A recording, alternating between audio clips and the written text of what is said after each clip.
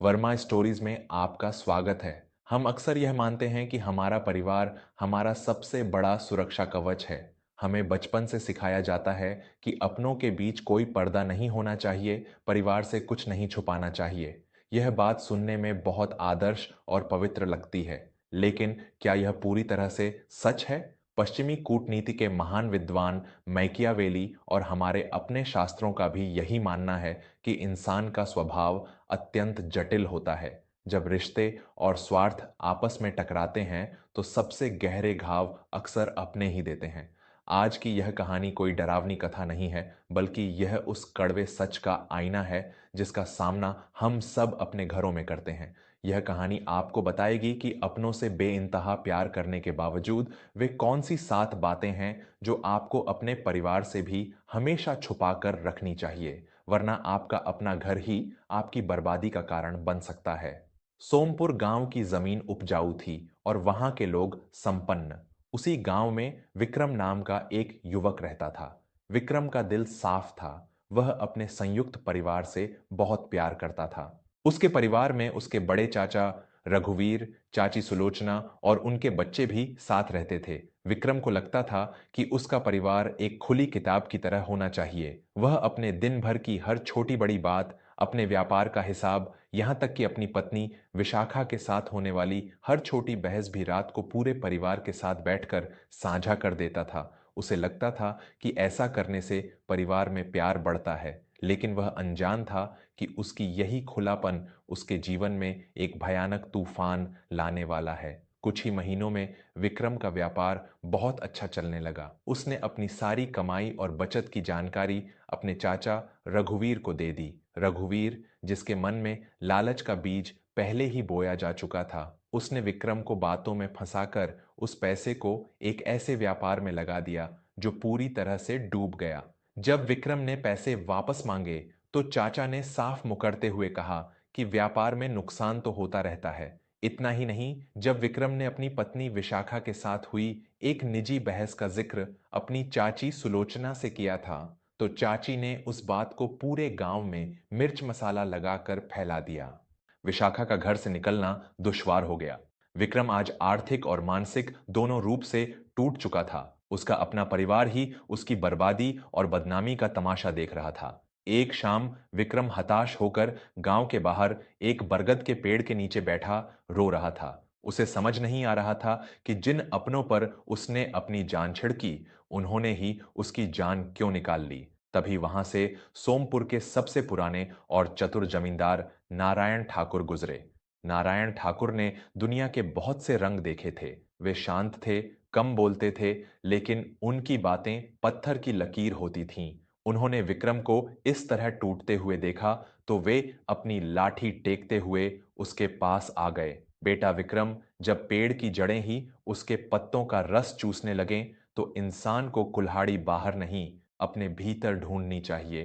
तुम्हारे आंसुओं का कारण तुम्हारे चाचा या चाची नहीं है, तुम्हारी अपनी वह जुबान है जिस पर तुम्हारा कोई नियंत्रण नहीं है। विक्रम ने अपनी डबडबाई आंखें ऊपर उठाईं। मैं तो सिर्फ अपनापन निभा रहा था ठाकुर जी।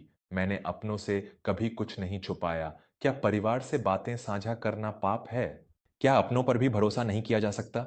नारायण ठाकुर ने गहरी सांस ली और विक्रम के पास ही एक पत्थर पर बैठ गए।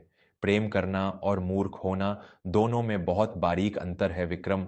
मैकियावेली जैसे महान नीतिकारों ने कहा है कि इंसान चाहे कितना भी सगा क्यों न हो, उसके भीतर का स्वार्थ और ईर्ष्या कभी भी जाग सकती है। जो व्यक्ति अपने सारे रहस्य अपने परिवार के सामने खोल देता है, वह खुद अपने ही गले में फांसी का फंदा डाल लेता है। आज मैं तुम्हें वे 7 बातें बताऊंगा जो तुम्हें अपने सगे परिवार से भी जीवन भर छुपानी चाहिए। अगर तुमने यह सीख ली तो तुम कभी धोखा नहीं खाओगे।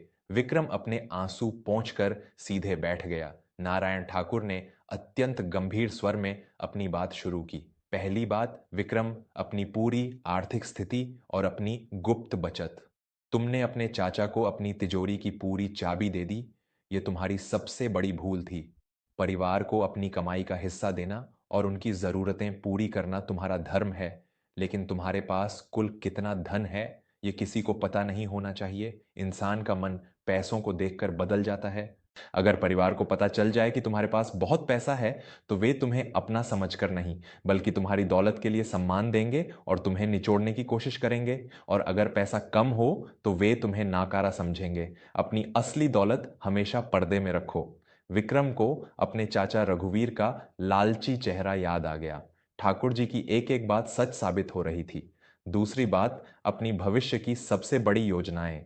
तुम क्या करने वाले हो, तुम्हारा अगला कदम क्या है, यह परिवार को भी तब तक मत बताओ जब तक वह काम पूरा ना हो जाए। घर में हर व्यक्ति की सोच तुम्हारे जैसी नहीं होती। जब तुम अपनी बड़ी योजनाएं बताते हो, तो अक्सर परिवार के ही सदस्य डर, चिंता या अपनी संकीर्ण सोच के कारण तुम्हारे मनोबल को तोड़ देते हैं। वे तुम्हें डराएंगे कि तुम हार जाओगे। कभी कभी अनजाने में वे तुम्हारी बातें बाहर वालों को बता देते हैं और तुम्हारे दुश्मन सतर्क हो जाते हैं। सफल होने के बाद ही अपनी सफलता का शोर मचने दो। नारायण ठाकुर ने अपनी लाठी को जमीन पर टिकाते हुए कहा। तीसरी और सबसे नाजुक बात, पति पत्नी के बीच के गहरे विवाद और रहस्य। विशाखा और तुम्हारे बीच जो कुछ भी होता है, वह सिर्फ तुम्हारे शयन कक्ष तक ही सीमित रहना चाहिए। जब तुम अपनी पत्नी की बुराई या आपसी झगड़े की बात अपने माता पिता, भाई या चाची को बताते हो, तो तुम अपनी पत्नी का सम्मान हमेशा के लिए अपने परिवार की नजरों में गिरा देते हो। पति पत्नी का झगड़ा तो कुछ दिनों में सुलझ जाता है, लेकिन परिवार वाले उन बातों को कभी नहीं भूलते और उम्र भर ताने मारते हैं। अपने दाम्पत्य जीवन को हमेशा एक बंद तिजोरी की तरह रखो। विक्रम का सिर शर्म से झुक गया। उसने अपनी नासमझी में अपनी ही पत्नी की इज्जत नीलाम कर दी थी। चौथी बात, विक्रम, अपनी सबसे बड़ी मानसिक कमजोरी या अपना सबसे बड़ा डर। हर इंसान के भीतर कुछ कमजोरियां होती हैं। हो सकता है तुम्हें अकेलेपन से डर लगता हो या तुम भावनाओं में जल्दी बह जाते हो। लेकिन यह बात कभी अपने परिवार के सभी सदस्यों को मत बताओ। जब घर में संपत्ति का बंटवारा होता है या कोई बड़ा विवाद होता है, तो अक्सर सगे रिश्तेदार ही तुम्हारी उसी कमजोरी पर सबसे घातक वार करते हैं। कमजोरी केवल ईश्वर को बताओ या उसे जो तुम्हारे प्राणों से भी प्यारा हो, हर किसी को नहीं। हवा में थोड़ी ठंडक आ गई थी। नारायण ठाकुर की आवाज में जीवन का एक गहरा तजुर्बा छलक रहा था। पांचवी बात है, दूसरों के द्वारा तुम पर किया गया भरोसा और उनके गहरे राज। अगर तुम्हारा कोई मित्र या बाहरी व्यक्ति तुम पर भरोसा करके अपना कोई राज तुम्हें बताता है, तो उसे भूलकर भी अपने परिवार में साझा मत करो। तुम्हें लगेगा कि तुम अपनी पत्नी या अपने भाई को यह बात बताकर कौन सा बड़ा गुनाह कर रहे हो, लेकिन बात जब घर में फैलती है, तो वह बाहर जाने में देर नहीं लगाती। जिस दिन वह राज बाहर खुलेगा, उस दिन तुम अपना मित्र भी खो दोगे और समाज में तुम्हारी विश्वसनीयता भी हमेशा के लिए खत्म हो जाएगी। छठी बात, घर के ही किसी सदस्य की बुराई घर के ही दूसरे सदस्य से करना। तुमने अक्सर देखा होगा कि लोग अपनी चाची की बुराई ताई से करते हैं या भाई की बुराई बहन से करते हैं। याद रखना विक्रम, खून का रिश्ता पानी से गाढ़ा होता है। आज जो तुम्हारी बात सुन रहा है, कल जब उनका आपस में कोई मनमुटाव सुलझेगा, तो वे दोनों एक हो जाएंगे और तुम पूरे परिवार की नजरों में बुरे बन जाओगे। जो बात बुरी लगे वह सीधे उस व्यक्ति से कहो, किसी तीसरे के कान मत भरो। नारायण ठाकुर अपनी जगह से उठे। उन्होंने विक्रम के कंधे पर अपना अनुभवी हाथ रखा। और सातवीं तथा सबसे आखिरी बात, अपने अपमान की पूरी सच्चाई। अगर तुम्हें समाज में, व्यापार में या किसी बाहरी व्यक्ति द्वारा बुरी तरह अपमानित किया गया हो, तो उसकी एक एक बात आकर घर में मत सुनाओ। तुम्हें लगता है कि परिवार तुम्हें सांत्वना देगा। कुछ पल के लिए वे देंगे भी, लेकिन जब तुम खुद ही अपने अपमान का ढिंढोरा अपने घर में पीटोगे, तो धीरे धीरे परिवार के लोगों के मन में भी तुम्हारे लिए वह सम्मान कम होने लगेगा। वे सोचने लगेंगे कि जब बाहर वाले इसकी इज्जत नहीं करते, तो हम क्यों करें। अपने अपमान को घूंट की तरह पी जाओ और खामोशी से खुद को इतना ताकतवर बनाओ कि अपमान करने वाले तुम्हारे सामने झुकने पर मजबूर हो जाएं।